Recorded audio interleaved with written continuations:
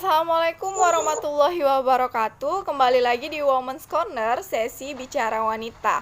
Nah, bicara mengenai wanita, wanita seringkali identik dengan kata multitasking tuh. Sebenarnya multitasking itu apa sih? Nah, multitasking itu ialah bagaimana seseorang dapat menghandle atau mengerjakan beberapa kegiatan atau hal lain yang bisa dikerjakan dalam satu waktu atau satu momen tertentu. Nah, multitasking seringkali identik dengan wanita. Kenapa wanita? Karena wanita dianggap lebih detail dalam mengerjakan segala sesuatu seperti pekerjaan rumah tangga, pekerjaan job karir mereka, ataupun membahas tentang masalah perjodohan mereka. Bisa include jadi satu nih.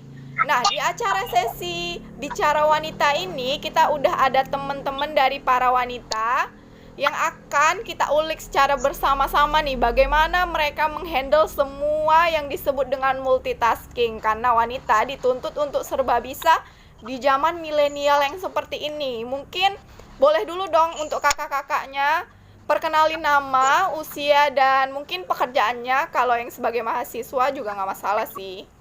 Bisa dari kakak yang pakai jilbab warna hitam. Oke, baik, terima kasih. Perkenalkan, saya Nabila. Saya umurnya 20 tahun dan saat ini sebagai mahasiswa. Oke, terima kasih Kak Nabila. Untuk kakak yang selanjutnya.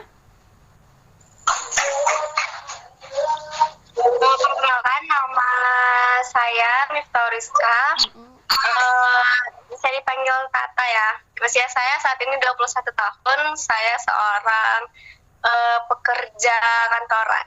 Oke, salam kenal ya kakak Tata. Untuk yang selanjutnya, kakak yang jilbab warna biru. Perkenalkan, nama saya Aninda, umur 20 tahun. Saya seorang mahasiswa. Oke. Tuh, tadi udah sesi perkenalan nih untuk kakak Ninda, kakak Bila, dan kakak Tata. Oke, lanjut aja ya langsung ke questionnya. Kita ada 4 question nih yang menjadi pokok permasalahan utama nih sebenarnya. Berbicara mengenai karir, yang pertama, gimana sih kakak-kakaknya ngehandle tuh? Mungkin ada job site-nya sebagai mahasiswa atau freelance gitu untuk kegiatan yang ada di luar yang kakak handle sendiri. Untuk kakak Nabila mungkin bisa duluan. Baik, terima kasih atas pertanyaannya. Jadi bagaimana caranya menghandle waktu yang banyak ya? Saya sebagai mahasiswa, juga saya freelance, saya juga punya small business. Itu bagaimana cara ngaturnya adalah yang pertama, harus pinter dalam time management atau mengatur waktu. Karena dengan manajemen waktu yang baik, pekerjaan kita juga insya Allah jadi terstruktur dan baik juga. Jadi penting sekali punya time management yang baik. Dari Kak gitu. Nabila tadi udah ada time management. Untuk kakak Tata, gimana tuh? Mungkin ada tambahan? Sebenarnya manajemen waktu itu sangat penting ya, karena dengan kita memanage waktu kita bisa tahu gitu di saat jam segini sampai jam segini kita itu harus ngapain, harus ngelakuin apa gitu kan. Apalagi saya juga selain saya kerja, saya juga ngurus anak di rumah. Oke, ternyata kakaknya udah punya anak ya, udah punya tanggungan tersendiri nih. Mungkin masih mama muda kali ya Kak. Masih mama muda, masih anak satu mungkin. Iya.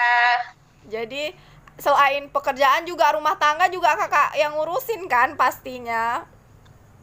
Pasti lah Kak. Jadi kalau misalnya sebelum pergi kerja harus ngurus anak dulu, ngurus suami, harus masak gitu. Pulang kerja juga harus pulang duluan daripada suami gitu kan, karena kita harus nyambut suami dulu gitu. Iya. Keren tuh, berarti kakaknya Wonder Woman banget ya di rumah. Untuk kakak Ninda sendiri gimana tuh? Ngehandle time management? Mungkin kalau untuk saya kan mahasiswa gitu, masih single, mungkin mudah daripada yang sudah menikah gitu. Iya. Jadi kuncinya itu yang pertama konsisten, kemudian harus jangan malas gitu, dan manajemen waktu paling penting gitu. Iya. Berarti emang harus time management, produktifnya tetap terus, lalu nggak lupa sebagai tanggung jawabnya seorang istri gitu ya Kak, kakak-kakak semua. Benar. Oke. Untuk pertanyaan yang kedua, nggak jauh-jauh lagi tuh dari apa yang membuat kakak-kakak ini deal dengan hidup gitu, nerima aja tuh gimana jalur hidup saya gitu, gimana karir saya ke depannya. Ditambah lagi kan makin tahun, makin hari, biaya hidup juga makin mahal. Kita sebagai wanita juga punya pasokan tersendiri tuh untuk ya mungkin yang kakak yang lagi single bahan pokok lah ya untuk kehidupan sendiri, terus skincare juga makin mahal tuh. Untuk kakak yang udah punya anak gimana tuh? Untuk kakak Anissa Nabila dulu deh. Oh, boleh kakak Tata duluan yang udah punya anak. Jadi kita mengatur keuangan gitu, apalagi yang kayak saya udah punya anak. Jadi banyak kan kebutuhan daripada yang masih single, kayak Iya. biaya susu anak, pampersnya gitu, terus kebutuhan makan sehari-hari gitu. Jadi kita sebagai perempuan yang mengelola keuangan juga itu harus pandai-pandai lah memilih gitu kan, Iya. mana yang penting, mana yang enggak gitu. Jadi ya apa namanya, kita juga harus menerima keadaan sekarang ini gimana. Yang penting kita tuh bekerja keras, mencukupi apa yang ada gitu sih Kak. Oke. Untuk Kak Anissa Nabila gimana tuh? Baik, sebenarnya nggak bisa dielakkan ya Kak, semakin kesini tuh biaya hidup apapun itu makin mahal aja, makin naik. Dan saya pikir kita sebagai perempuan itu ya harus terima akan hal itu. Jadi harus sadar bahwa oke, ini kita harus bekerja lebih pastinya untuk mendapatkan apa yang kita inginkan gitu. Jadi ya kita harus bekerja keras intinya. Dan mempelajari hal yang ada sekarang itu gitu. Kalau biaya naik ya berarti kerja keras juga harus makin naik gitu. Oke, untuk kakak Ninda sendiri gimana tuh? Mengenai taraf hidup yang semakin meningkat itu pasti, karena kan kita nggak bisa elakkan lagi mengenai taraf hidup seperti itu. Jadi namanya hidup itu resiko dong gitu. Jadi kita harus mampu untuk melakukan upgrade diri sendiri. Gimana sih cara kita untuk memenuhi kebutuhan kita untuk kedepannya seperti itu.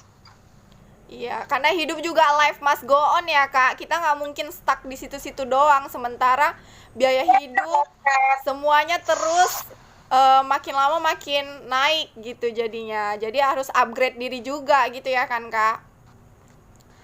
Lalu untuk pertanyaan yang ketiga nih, investasi ke depannya pasti udah punya planning dong. Apalagi kita kan usia muda, usia produktif. Pasti udah ada prepare dari sekarang. Gimana tuh Kak? Untuk Kak Anissa Nabila dulu deh, boleh.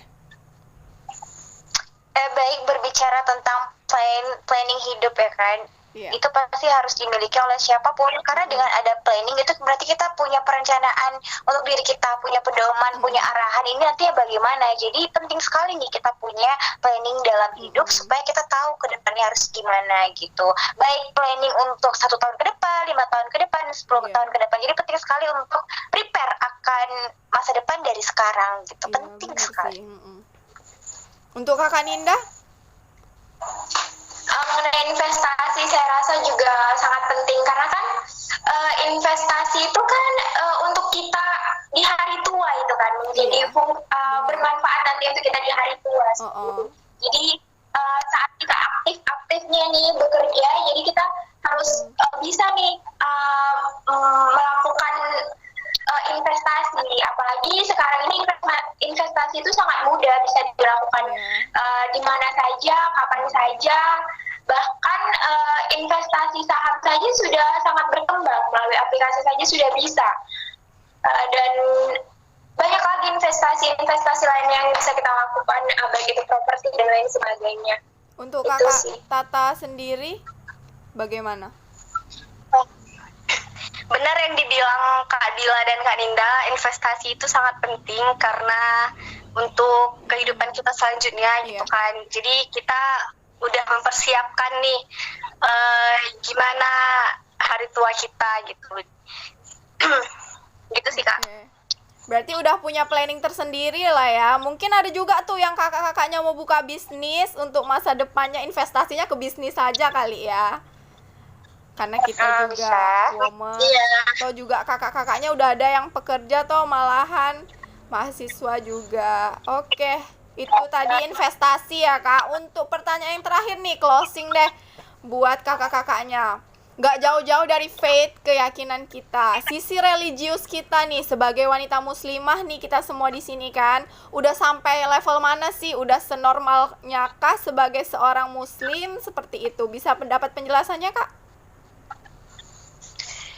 Baik, bicara tentang keagamaan ya, itu memang harus selalu melekat gitu di dalam diri kita, nggak boleh terlepas dan harus selalu bareng-bareng gitu. Jadi kita sebagai wanita khususnya itu nggak boleh jauh-jauh dari agama, karena dengan agama kita itu jadi punya arahan hidup yang lebih baik gitu kan. Jadi itu tadi, kalau agama kita baik, insya Allah hidup kita juga baik gitu. Untuk kakak yang lain tambahannya, kakak Ninda mungkin atau kakak Tata tambahannya. Tadi pertanyaannya udah sampai mana nih tingkat keagamaan gitu kan? Tingkat keagamaan tanya. Udah sampai level mana? Kalau jujur sih nggak bisa tahu udah sampai mana level keagamaan saya, tapi sampai saat ini masih berusaha untuk memperbaiki diri. Jadi sembari kita berkarir, jangan lupa juga dengan agama seperti itu. Jadi biar enggak terlalu jauh kita tuh lari dari Tuhan hanya karena karir gitu. Iya, lebih balance saja ya Kak antara akhirat dan duniawinya gitu. Untuk kakak Tata sendiri ada nggak tambahan lagi? Mungkin lebih sabar lagi mungkin ya untuk menghadapi kehidupan rumah tangga Anda. Rumah tangga. Iya, jadi kalau ngomongin masalah agama gitu kan, keagamaan, kita sebagai umat muslim memang diwajibkan ya gitu untuk menjalankan tugas kita sebagai seorang muslim gitu. Jadi walaupun kita sibuk dengan urusan dunia, dengan pekerjaan kita, bahkan saya yang sudah berkeluarga, tapi kalau soal ibadah itu nggak bisa dilupain gitu. Apalagi kan sebagai seorang perempuan, sebagai seorang ibu harus tahu soal agama gitu, karena perempuan itu adalah guru untuk anak-anaknya nanti. Iya, benar. Jadi biar untuk generasi berikutnya gitu kan, sebagai kita lah wanita sebagai penerusnya regenerasi untuk selanjutnya gitu. Jadi lebih harus kuat lagi untuk pedomannya untuk meningkatkan kualitas untuk ke sisi keagamaannya. Oke, terima kasih ya Kak buat waktunya udah mau ikutan live bareng di via WhatsApp. Terima kasih sekali lagi saya ucapkan untuk telah meluangkan waktunya di sesi Bicara Wanita di Women's Corner. Terima kasih loh Kak, terima kasih. Mudah-mudahan pertemuan kita melalui WhatsApp ini bisa menjadi berkah dan ada pelajaran moral value-nya buat kita semua.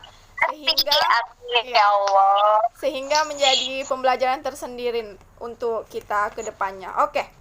Wanita memang memiliki banyak sekali tuntutan, tapi kita ingat untuk selalu memikirkan diri sendiri, terutama kesehatan dan kebahagiaan diri sendiri. Kembali lagi, jangan terlalu terburu-buru untuk mengambil sebuah keputusan, jadikan semua pembelajaran, sehingga investasi ke depannya tidak ada lagi kegagalan. Nah, terima kasih loh Kak. Itu yang bisa saya ambil dari pembicaraan kita malam hari ini. Baiklah, untuk sekian sesi Bicara Wanita hari ini di Women's Corner. Sampai jumpa untuk sesi berikutnya. Terima kasih. Akhir kata, wassalamualaikum warahmatullahi wabarakatuh. Waalaikumsalam warahmatullahi wabarakatuh. Terima kasih semuanya, ibu rumah tangga juga. Sama-sama. Itu juga. Best way. Enggak. Siapa? Kawanku si Bila. Oh, jadi kawan-kawan jadinya. Iya, orang itu juga via daring kok.